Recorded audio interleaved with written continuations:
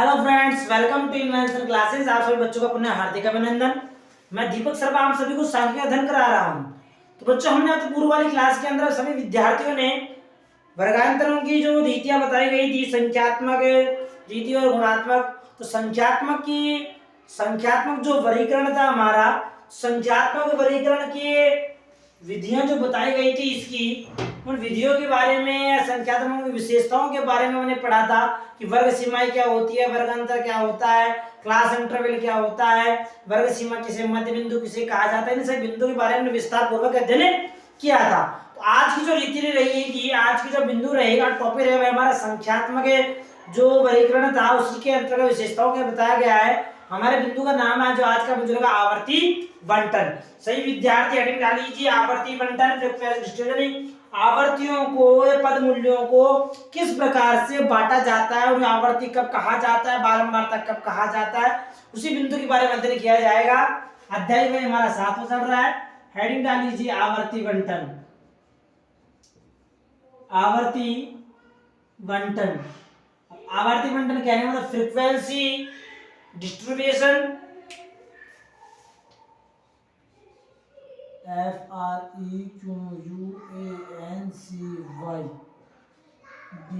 DISTRIBUTION, distribution, frequency distribution, आवर्तियों का बंटन। आवर्तियों का बंटन किस प्रकार से किया जाएगा, कैसे करें, उसी के उन्हीं के रूपों के बारे में बताया जाएगा। हेडिंग डाल से विद्यार्थियों ने आगे हमारे टॉपिक को स्टार्ट करने से पहले, बिंदु को प्रारंभ करने से पहले, आप सभी विद्यार्थियों को तो हमारे चैनल को लाइक कीजिएगा, सब्सक्राइब कीजिएगा और ज्यादा से ज्यादा शेयर करने का प्रयास भी कीजिएगा। कुछ प्रॉब्लम हो, कुछ जानना चाहते हो तो कमेंट के माध्यम से जानने का अवश्य प्रयास कीजिएगा। चलो हमारे बिना बिंदु पर आते हैं। आवर्ती बंटन, फ्रीक्वेंसी डिस्ट्रीब्यूशन क्या होता है, आवर्ती किस प्रकार से बटी हुई होती है, आवर्तियों के लिए किन्हीं चिन्हों का प्रयोग किया जाता है, नहीं, उन्हीं सभी बिंदु के बारे में अध्ययन किया जाएगा। तो लिखिए मेरे साथ साथ, डेफिनेशन जान लेते हैं कि आवर्ती बंटन होता क्या है। तो लिखिए, यदि किसी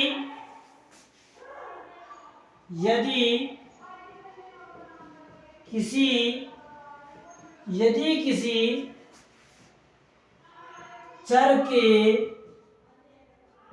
विभिन्न जो मूल्य दिए होते हैं उन्हीं के बारे में बताया जा रहा है। यदि किसी चर के विभिन्न मूल्यों को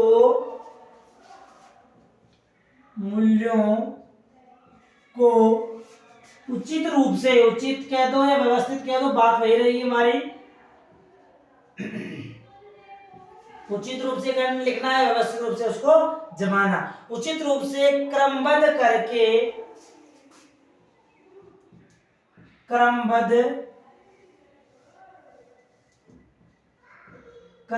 करके यानी वो जो मूल्य दिए हैं उनको, मूल्यों को क्रमानुसार व्यवस्थित करके उनको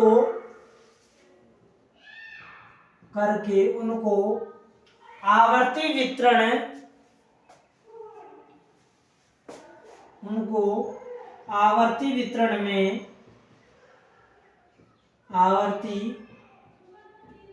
वितरण में इस प्रकार अनुविन्यासित किया जाता है। इस प्रकार अनुविन्यासित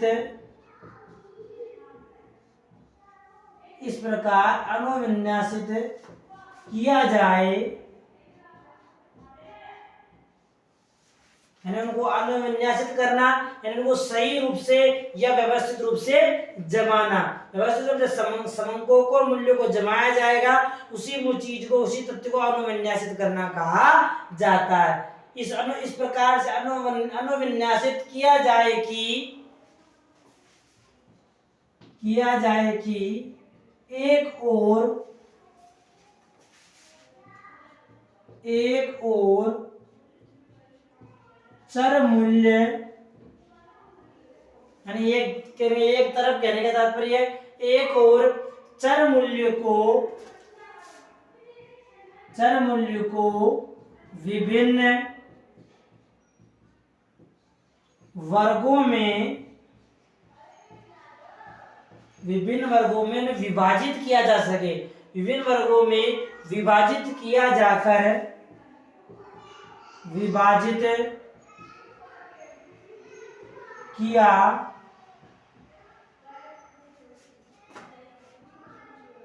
जाए तथा यानी एक वर्गों में विभाजित किया जाए तथा दूसरी ओर प्रत्येक वर्ग में दूसरी ओर प्रत्येक वर्ग में जो वर्ग बनाए जाते हैं दूसरी ओर प्रत्येक वर्ग में मदों की संख्या का मदों की जो संख्याएं होती है उसके बारे में बताया गया है। तो मदों की संख्या का जो संख्याएं होती है तो मदों की संख्या का अर्थात उनकी आवर्ती, मदों की संख्या से तात्पर्य उसकी आवर्ती से बारंबारता से। तो मदों की संख्या का अर्थात उनकी आवर्ती अर्थात उन मूल्यों की आवर्ती उन मूल्यों की जो आवर्ती होती है, कहने का तात्पर्य है उन मूल्यों की आवर्ती लिखी जाए तो आवर्ती लिखी जाए तो इस प्रकार की व्यवस्था को इस प्रकार की व्यवस्था को इस प्रकार की व्यवस्था को आवर्ती बंटन कहते हैं। ये इसकी परिभाषा आ गई। इस प्रकार की व्यवस्था को आवर्ती बंटन कहते हैं। यानी इस प्रकार के जब मूल्यों को पद मूल्यों के विभिन्न वर्गों को में मदों की संख्या को कहने का तात्पर्य मूल्यों की आवर्ती को लिखा जाएगा इस प्रकार से। तो इस प्रकार से लिखने की जो प्रक्रिया होगी वही प्रक्रिया बच्चों हमारी क्या कहलाएगी? आवर्ती बंटन कहलाएगी। अब आवर्ती बंटन में जब संख्याओं को पद मूल्यों को जब व्यक्त किया जाएगा कि यह मूल्य कितनी बार आया है तो उन शब्दों को क्या कहा जाएगा? तो आवर्ती बंटन में जब एक मूल्य 4 बार 5 बार आ रहा है तो इसको किस प्रकार से व्यवस्थित किया जाएगा, किस प्रकार से अनुविन्यासित किया जाए, उसी के बारे में आगे बताया जा रहा है। तो कहा जा रहा है कि आवर्ती के लिए मिलान चिन्हों का प्रयोग करना, यानी जो आवर्ती दी हुई होती है उन आवर्तियों को व्यक्त करने के लिए मिलान चिन्हों का प्रयोग किया जाता है। किसका प्रयोग करते हैं बच्चों? मिलान चिन्हों का। तो आवर्तियों के लिए मिलान चिन्हों का प्रयोग। अब मिलान चिन्हों का जो प्रयोग आवर्तियों के लिए मिलान चिन्हों का जो प्रयोग किया जाता है वह कैसे किया जाएगा? नहीं, आपको मिलान चिन्हों का प्रयोग करना भी आना चाहिए। किस प्रकार से मिलान चिन्हों को मिलाया जाएगा? तो लिख लीजिए मेरे साथ साथ कि चर मूल्यों को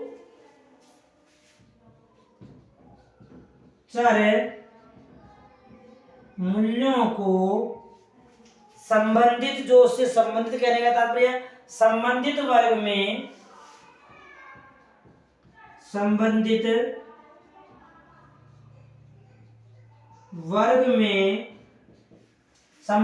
में विन्यासित करने हेतु जमाने हेतु विन्यासित करने हेतु उन मूल्यों को जमाने के लिए विन्यासित करने हेतु मिलान चिन्हों का प्रयोग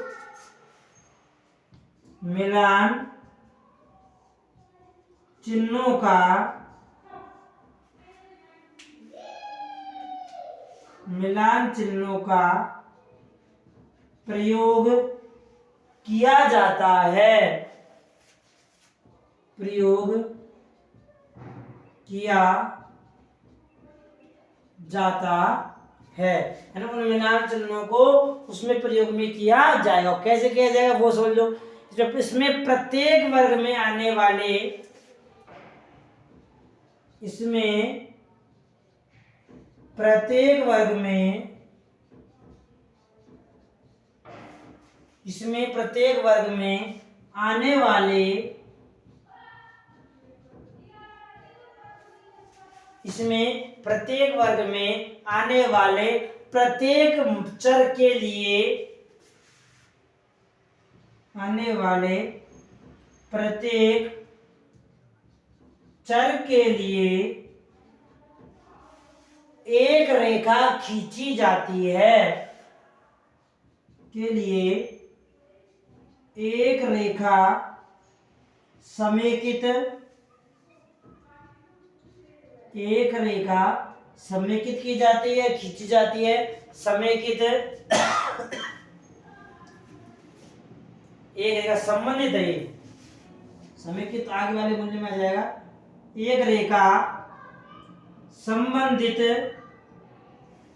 जो वर्ग होगा चर के लिए, एक रेखा संबंधित वर्ग के सामने, वर्ग के सामने खींची, वर्ग के सामने खींची जाती है। उस रेखा उस वर्ग के सामने खींच दी जाती है तथा पांचवें मूल्य के लिए, तथा पांचवें मूल्य के लिए, जो पंचम वाला मूल्य कहने का तात्पर्य हमारा चार मूल्य तो हमने खींच दिए, यहाँ पांचवें मूल्य से आपको उदाहरण के द्वारा बताऊंगा आपको पांचवें मूल्य किस प्रकार से। पांचवें मूल्य के लिए एक विपरीत रेखा, एक विपरीत जो रेखा उल्ट कहने का, विपरीत रेखा सब बच्चों क्या है, उल्टी रेखा। विपरीत रेखा चारों रेखाओं को, चारों रेखाओं को, चारों रेखाओं को काटती हुई, कैसे बच्चों, चारों रेखाओं को काटती हुई, काटती हुई खींची जाती है, या काटते हुए लगाते हैं, लगाते हैं। इस प्रकार पांच पांच क्या बन जाएंगे बच्चों, वर्ग बन जाएंगे। इससे पांच पांच समूह में, इससे पांच पांच जो हमारे समूह होते हैं उस समूह के लिए कह रहा है, इससे पांच पांच समूह में आवर्ती गणना, समूह में आवर्ती गणना सरल हो जाती है, यानी वो कैलकुलस हमारी इजी हो जाएगी। तो आवर्ती बंटन की इस विधि को, आवर्ती बंटन की इस विधि को, इस विधि को क्या कहते हैं बच्चों, अनुमेलन कहा जाता है। इस विधि को अनुमेलन,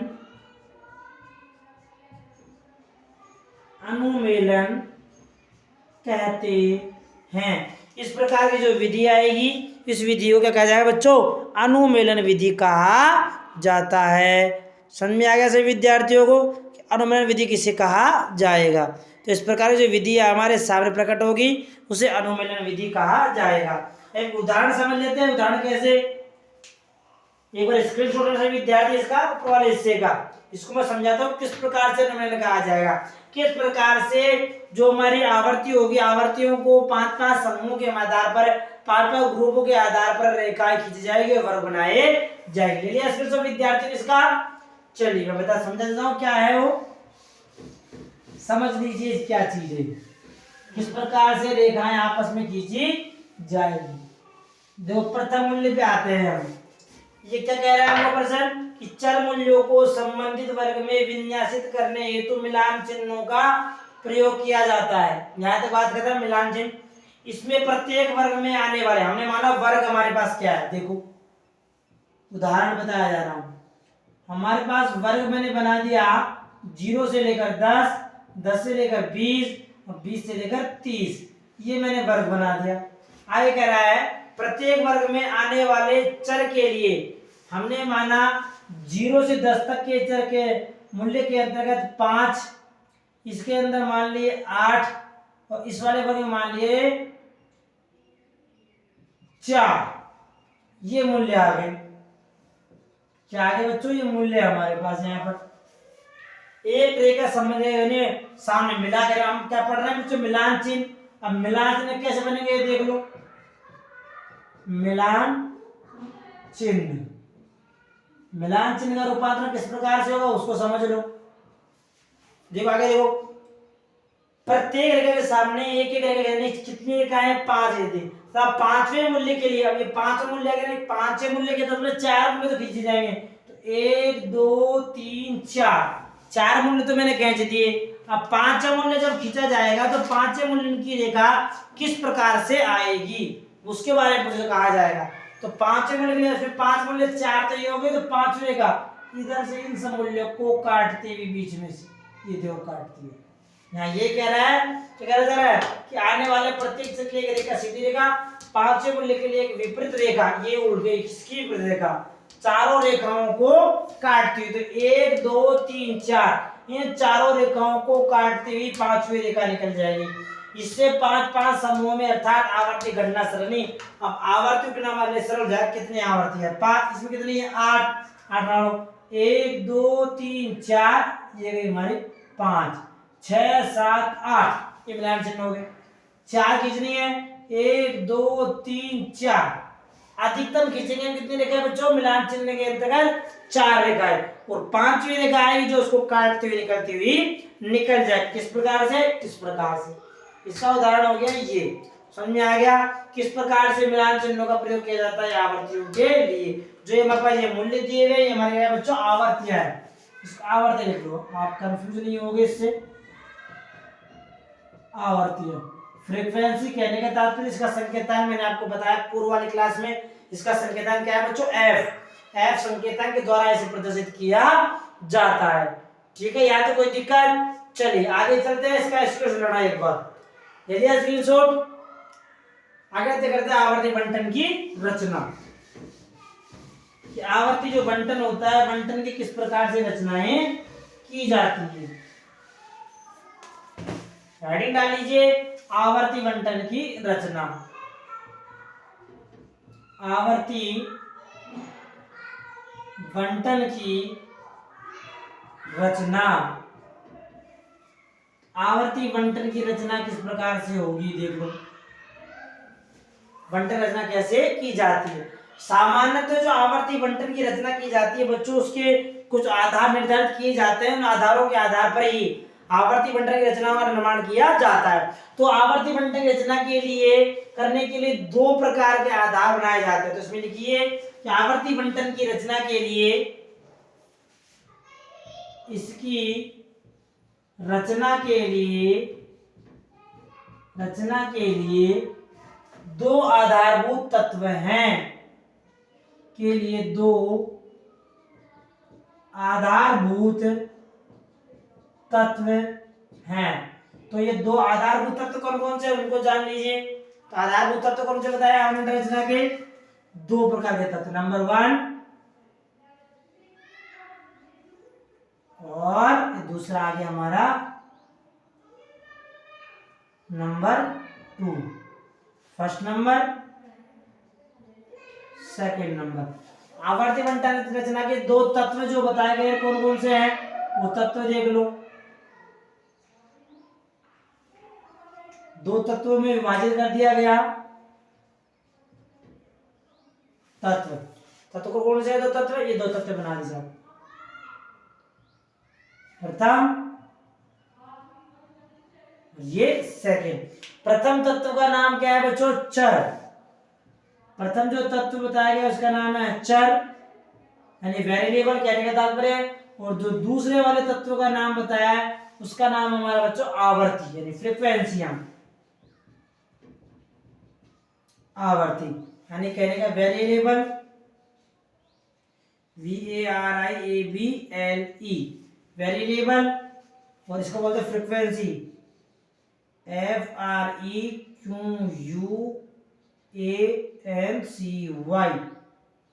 फ्रीक्वेंसी। ठीक है, ये हो गई।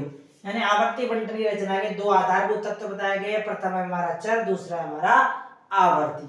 अब चर के लिए क्या कहा गया? चर के लिए देखो, चर के लिए एक बात बताई गई। क्या बताई गई उसे यहां देखते हैं। क्या कहा गया चर के? चर के बंटन के लिए समझते हैं। चर का बंटन क्या होता है? ये चर वह मात्रा है, चर वह मात्रा है जिसमें, चर वह मात्रा है जिसमें विभिन्न परिवर्तन, जिसमें विभिन्न परिवर्तन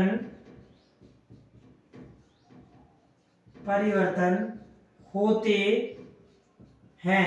हमें इसमें अलग अलग प्रकार के परिवर्तन होते रहते हैं तथा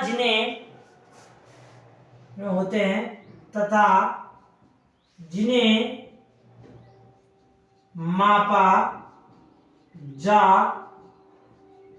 सकता है। यानी जो परिवर्तन होते हैं उन परिवर्तन को माप सकते हैं। मापन की इकाई कोई सी भी हो सकती है। अब इकाई रही सेंटीमीटर रहा, मीटर रहा, इंच रहा, फुट रहा, जो भी मापन होगा, किलोग्राम रहा, ग्राम रहा, ठीक है, मीटर रहा, किलोमीटर रहा, कुछ भी इकाई हो सकती है। आपने उनको मापा जा सकता है। अब चर भी होते हैं प्रकार के, तो चरों को भाग बांट दिया गया। तो चर के प्रकार, चर के प्रकारों को दो भागों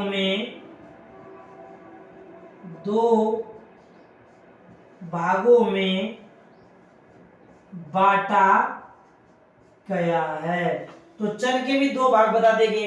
अब चर के प्रकार कौन कौन से प्रकार बताए गए? चर के प्रकार आप लोग, चर के प्रकार बताए गए हैं दो। Number 1, number 2। पहला प्रकार चर क्या बता दिया? चर का प्रकार पहला क्या समझा दिया? खंडित चर।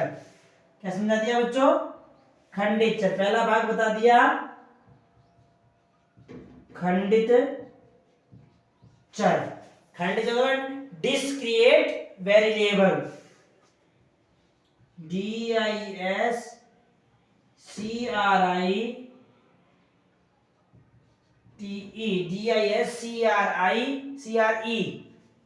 डिस्क्रिएट वेरिएबल, VARIABLE ये वेरिएबल हो गए यानी खंडित चर। और दूसरा जो भाग बता दिया अखंडित। दूसरे भाग का नाम है अखंडित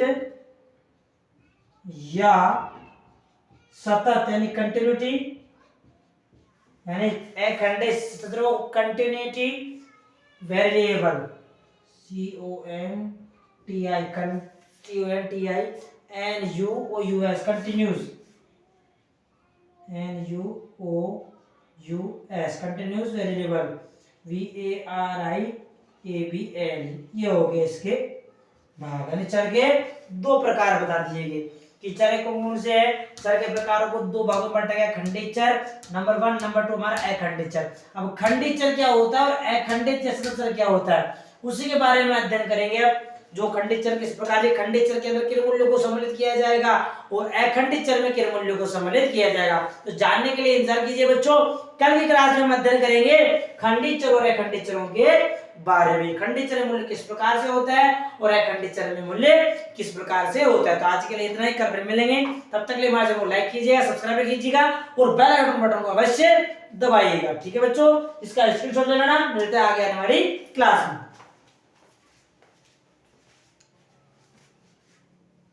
ओके, ठीक।